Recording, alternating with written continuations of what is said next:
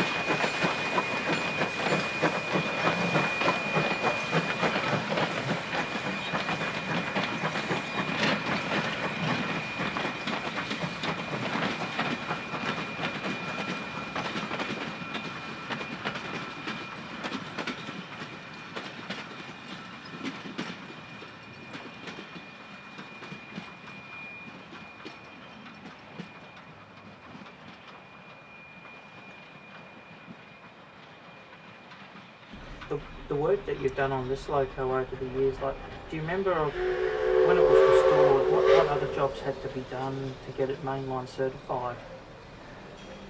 Mainline certified? Well, actually there was no certification then as such. It all came under the boiler inspector, and we were allowed on the main line because, I mean, it had only just come off the TGR anyway. So we never had to get those. I mean, they were always inspected. They'd just give it a cursory look, but they relied on the boiler inspector and everything else. And of course, if they ever found any problems with it, like motion or whatever, it was repaired there and then, possibly before they ever got off site.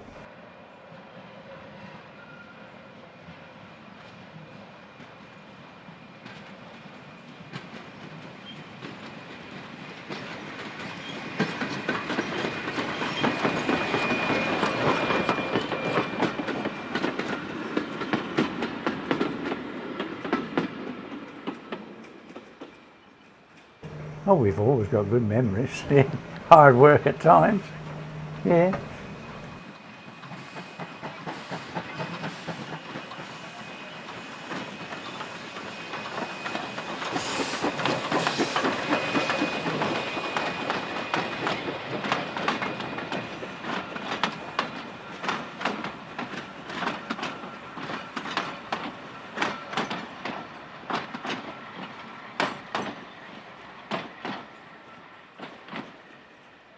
This one ran, it's been down to Hobart, it's been out to, not Scottsdale because, yes, it had been to Scottsdale, but through Fingal out to the end of the line where we could go, and of course the west coast. It's been right down to Melba Flats. Yeah, virtually the whole system. This was never on the Western Line. It was one of the CCSs that went as far as Wiltshire Junction. Right. But yeah, there was no limitations to where this was going to run.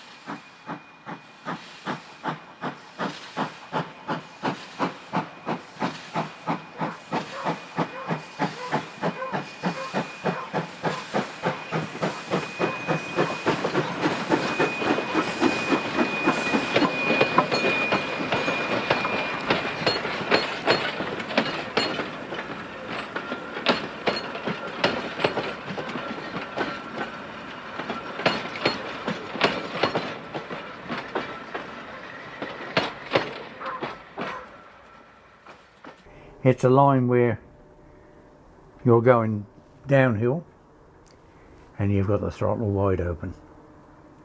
Going uphill, you've got the brake. Because what happens, you're dragging all the consist over the hill. Once it gets over there, it starts to push. So you're braking all the way down. And then when you're going up again, you've got it wide open because the train's pushing you down and pushing you over the next hill. Yeah, strange. And the northeast line was a steep one too. Couple of steep bits there, yeah. Especially up through the tunnel. Although the one, Rindaston Tunnel was another one. And that's, we were working up through there one day and there's a vent in the middle of it.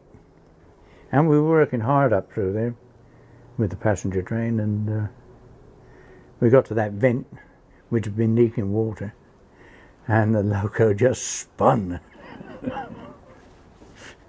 Quick shut down and then started to take off again. But we weren't expecting it.